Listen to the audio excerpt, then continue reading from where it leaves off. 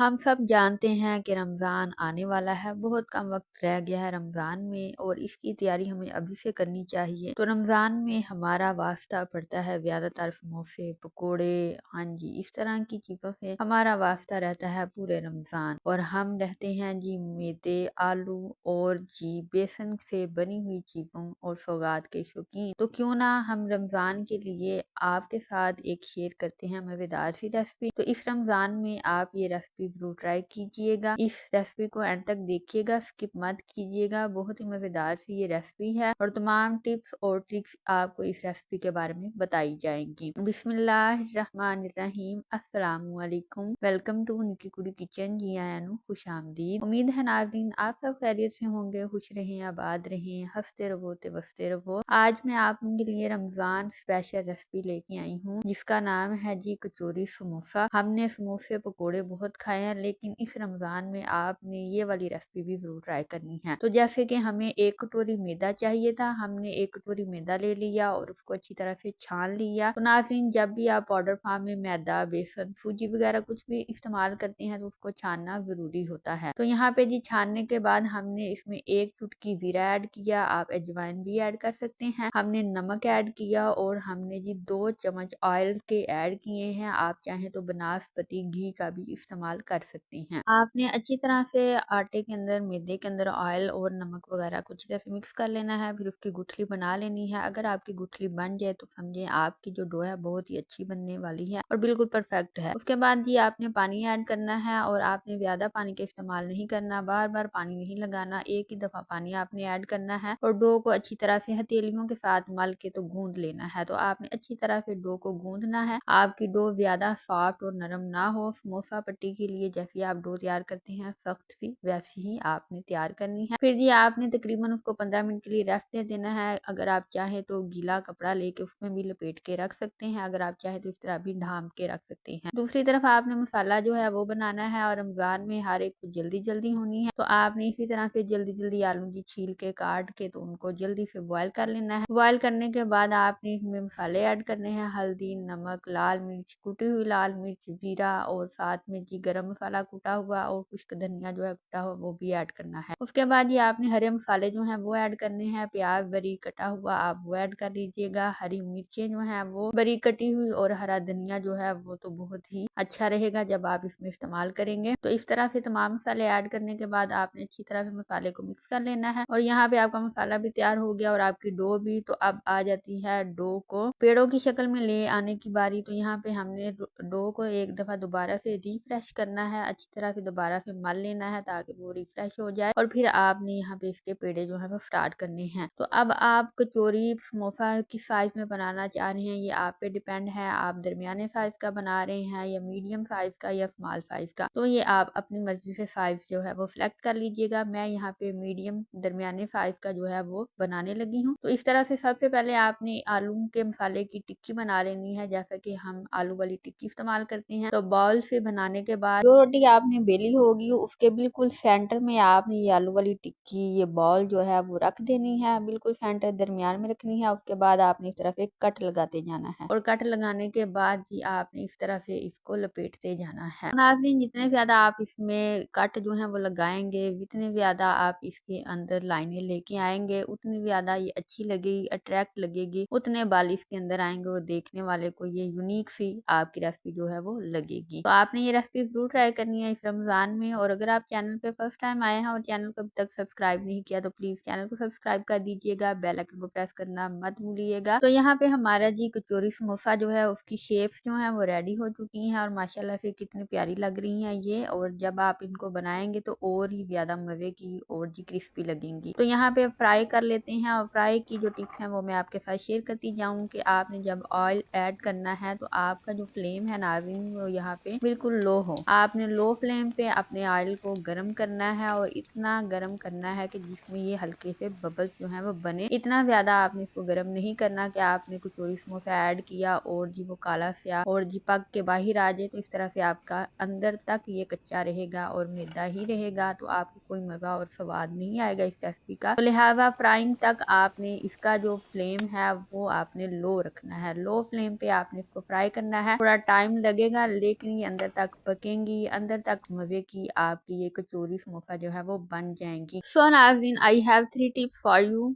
First tip, आपने क्या करना है, आपने डो जो है वो अच्छी तरह से गूंद लेनी है और जी ज्यादा सख्त और ज्यादा नरम आपकी डो ना हो, उसको रेस्ट देना है 15 से 20 मिनट के लिए। और उसके बाद ये आपने जब रोटी बेलनी है तो उसकी रोटी जो है ज्यादा मोटी आपने नहीं बेलनी, ज्यादा आपने पतली भी नहीं बेलनी। तो आपने बिल्कुल दरमियाने साइज की रोटी जो है वो बेलनी है, ना ही ज्यादा पतली हो ना ही ज्यादा मोटी हो। नंबर 3 टिप्स आपके लिए ये है कि जब आपने इसको फ्राई करना है तो आपका फ्लेम जो है वो लो हो और लो फ्लेम पे ही आपका ऑयल जो है वो गर्म होना चाहिए और लो फ्लेम ही आपने रखना है जब तक ये फ्राई ना हो जाए। तो ये रही हमारी मजेदार सी कचौरी समोसा। आपने खूब इंजॉय किया होगा। लगने में ये कचौरी है लेकिन खाने और टेस्ट में आपको समोसे का जायका आएगा। हम मिलेंगे आपसे नई वीडियो में नई रेसिपी के साथ, तब तक के लिए अल्लाह हाफिज।